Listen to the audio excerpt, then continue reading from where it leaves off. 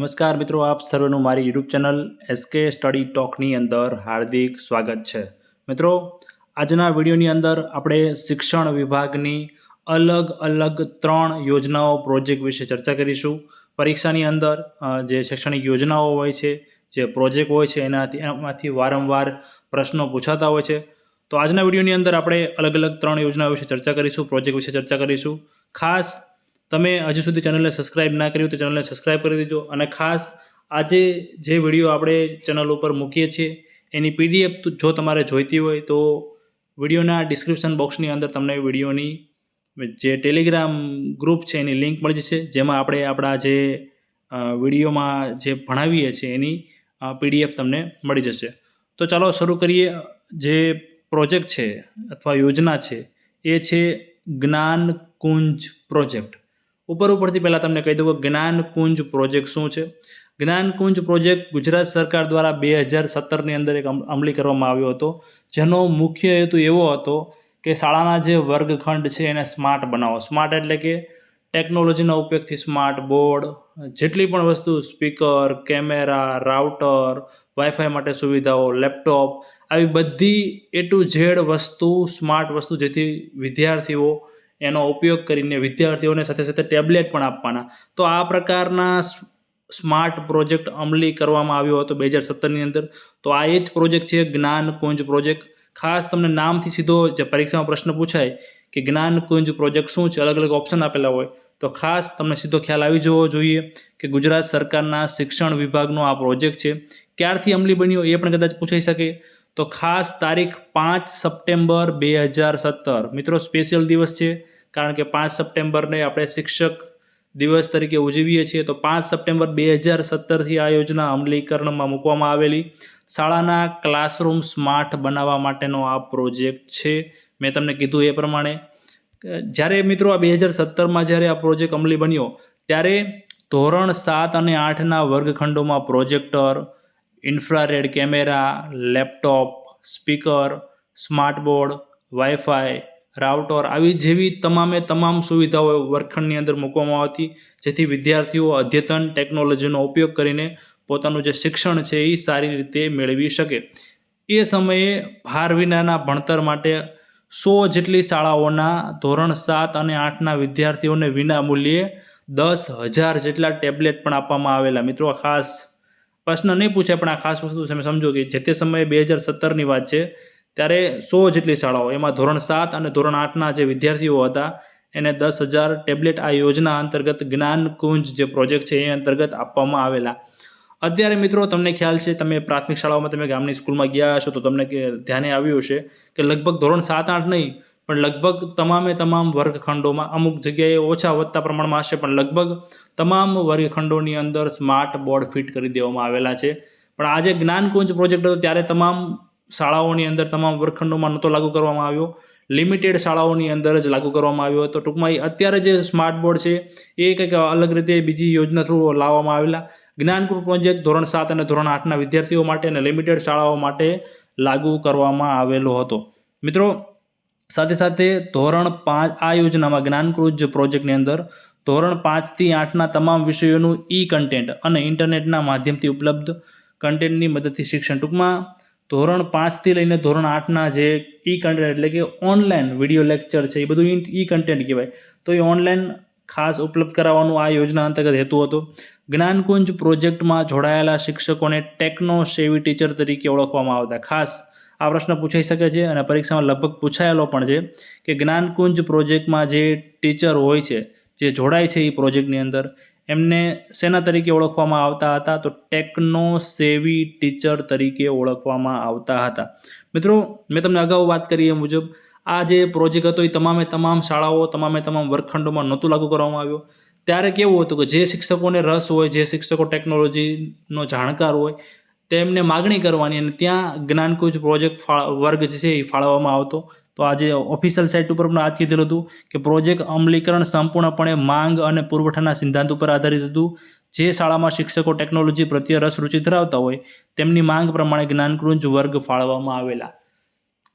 અહીંયા જે તે સમયે શિક્ષકો પાસે ફોર્મ ભરાવવામાં આવેલા કે કોને આ પ્રકારના વર્ગ જરૂર છે અને એ પ્રકારના વર્ગમાં ટેકનોસેવી ટીચર તરીકે કામ કરશે.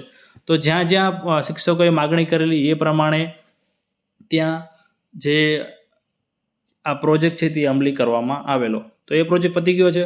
મિત્રો, બીજો કાર્યક્રમ છે ગુજરાત સરકારનો શાળા તત્પરતા કાર્યક્રમ.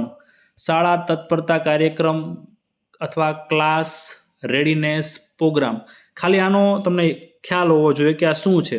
તો આ કાર્યક્રમ જે છે આ કાર્યક્રમમાં પ્રથમ ધોરણ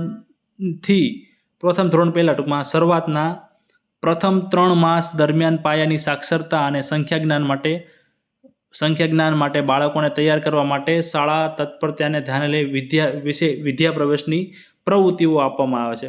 ટૂંકમાં ઉપરથી કહી દઉં તો મિત્રો શું છે, કોઈ પણ બાળક છે એ બાલવાટિકામાંથી પહેલા ધોરણમાં આવે તો એને સીધું પહેલા ધોરણમાં બેસાડી દઈશું તો એના માટે થોડુંક અઘરું પડી જશે, ભણવા બાબતે અઘરું પડી જશે. તો ધીમે ધીમે એને એ પ્રકારની એક્ટિવિટીઓ પ્રવૃત્તિઓ એવા ટૂંકમાં તમને ખ્યાલ છે પહેલા ધોરણના તમે DLED કે એવું કંઈક કરેલું હશે તો એ પ્રકારનું એક્ટિવિટી બેઝ પ્રવૃત્તિ બેઝ એ પ્રકારની બધું કામગીરી કરીને એ જે બાળક છે એને શાળાએ આવવું ગમે, ભણવું ગમે, વર્ગખંડમાં બેસવું ગમે એ માટે એને તત્પર બનાવવાનો છે. તો આ કાર્યક્રમનો મુખ્ય હેતુ એ છે કે જે બાળક છે એને ક્લાસ માટે રેડી કરવાનો છે, એટલે ક્લાસ રેડીનેસ પ્રોગ્રામ. ખાસ બીજું કાંઈ એમાં પૂછાય એવું નથી, ખાલી તમને એટલો હેતુ હોવો જોઈએ. શાળા તત્પરતા કાર્યક્રમ શેનો છે, તો જે બાળક બાળ મંદિરમાંથી પહેલા ધોરણમાં આવે તો પ્રથમ 3 માસ સુધી આ પ્રકારની એમાં અલગ અલગ ગણિતના, ભાષાના, પછી આરોગ્યના એ અલગ અલગ ટોપિક લઈને અલગ અલગ વસ્તુની એક્ટિવિટી બેઝ. કેમ કે પહેલા ધોરણના વિદ્યાર્થીને એટલું બધું કંઈ લેખિત તો એવું બધું કંઈ કરાવવાનું ન હોય, મોસ્ટલી એક્ટિવિટી બેઝ જ કામગીરી કરવાની હોય છે. આજનો લેક્ચરનો છેલ્લી યોજના છે એક ભારત શ્રેષ્ઠ ભારત. મિત્રો, તાજેતરમાં જ આ યોજના અમલી મૂકવામાં આવેલી.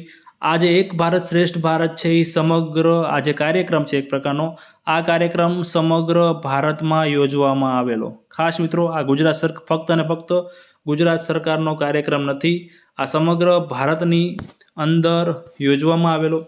હવે આનો કરવામાં શું આવ્યું હતું આ કાર્યક્રમની અંદર, તો જેનો હેતુ બાળકોમાં દેશના જુદા જુદા રાજ્યોની સાંસ્કૃતિક, સાહિત્યિક, ભૌગોલિક, ઐતિહાસિક, સામાજિક વગેરે જેવી ભિન્ન બાબતો જાણે અને સમજ કેળવે તથા એકબીજાની સંસ્કૃતિ પ્રત્યે આદર ભાવ કેળવે. મિત્રો, આ કાર્યક્રમમાં અલગ અલગ રાજ્યો વચ્ચે ટાઈપ કરવામાં આવ્યું હતું. ઉદાહરણ તરીકે, એક્ઝામ્પલ તરીકે કહું છું કે મહારાષ્ટ્ર અને મધ્યપ્રદેશ, રાજસ્થાન અને પંજાબ.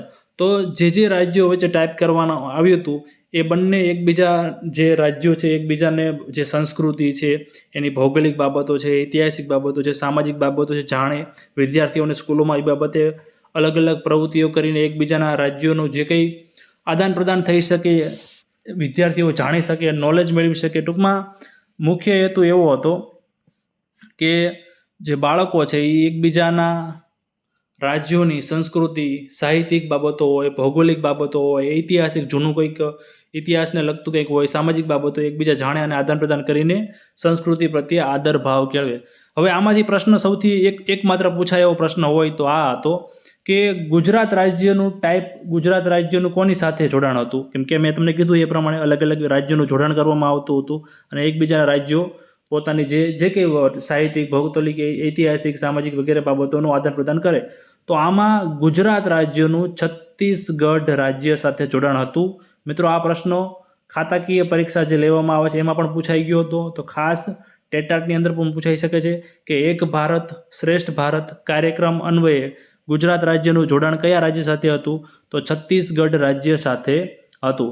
મિત્રો, અહીંયા ઓફિશિયલ મેં એક માર્ગદર્શિકા પણ મૂકેલી છે. આમાંથી લગભગ પરીક્ષાઓમાં પ્રશ્ન ખાલી પૂછાયો હોય તો મારા અંદાજ પ્રમાણે આ એક જ છે કે કયા રાજ્ય સાથે જોડાણ હતું અને શું કરવામાં આવતું હતું. પણ તેમ છતાં ઓફિશિયલ જે એક ભારત શ્રેષ્ઠ ભારત કાર્યક્રમ હતો એની માર્ગદર્શિકા મૂકેલી છે. તમે જોઈ શકો છો કે જે માર્ગદર્શિકામાં શું કરવાનું કહ્યું છે. તો ફટાફટ આપણે ઉપરથી તમને કહી દઉં જેથી વિડીયો લાંબો પણ ના બને અને તમારો સમય પણ ના બગડે. તો કીધું છે કે બાળકોને ગુજરાત અને છત્તીસગઢ રાજ્યોની સંસ્કૃતિ, રીત રિવાજો, પહેરવેશ, કૃષિ, આબોહવા જેવા વિવિધ વિષયોથી પરિચિત થાય એ હતું. આ કાર્યક્રમના અમલીકરણ માટે શાળા કક્ષાએ નિબંધ સ્પર્ધા, ચર્ચા સત્રો, ભાગીદાર રાજ્ય, તો ગુજરાતનું ભાગીદાર રાજ્ય કયું છે? છત્તીસગઢ. તો છત્તીસગઢ ઉપર પ્રોજેક્ટ વર્ક, સાંસ્કૃતિક સ્પર્ધા, લોકગીત, કળા, ચિત્ર, ક્વિઝ વગેરે, ટૂંકમાં શાળાની અંદર આવી બધી પ્રકારની, આ સિવાય તમને પણ ખ્યાલ છે, તમે શિક્ષક છો એટલે તમને ખ્યાલ છે કે કયા કયા પ્રકારના આયોજન કરી શકે. તો આ બધી તમે વાંચી શકો છો જાતે. તો આ પ્રકારનું લોક સાંસ્કૃતિક નૃત્યો, હસ્તકળા, રમતો, વિવિધ સામગ્રીનું નિર્માણ, તો આ બધી એક્ટિવિટી પ્રવૃત્તિઓ કરવાનું એક ભારત શ્રેષ્ઠ ભારત કાર્યક્રમ અંતર્ગત કરવામાંનું આયોજન હતું. તો આ જ પ્રશ્ન પૂછાઈ શકે છે, કેના માટે જે આ પ્રવૃત્તિ હતી કેને રિલેટેડ હોવી જોઈએ?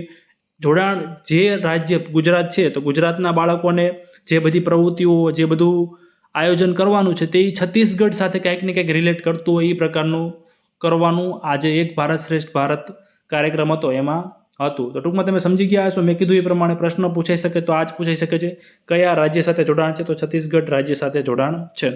તો આ વિડીયોમાં આટલું જ. 3 અલગ અલગ યોજનાઓ વિશે આપણે વાત કરી. આગામી સમયમાં આપણે આ સિવાય જે કંઈ યોજનાઓ, જે કંઈ શૈક્ષણિક પ્રોજેક્ટ બાકી રહેતા છે એને કવર કરવાના છે. તો આવીને આવી લેક્ચર સિરીઝ માટે આપણી ચેનલ એસકેબડીને સબસ્ક્રાઇબ કરજો અને ખાસ બાજુમાં આપેલા બેલ આઇકનને પણ દબાવી દેજો, જેથી હું કોઈ પણ વિડીયો મૂકું તો તમારા સુધી પહોંચી જાય. ધન્યવાદ.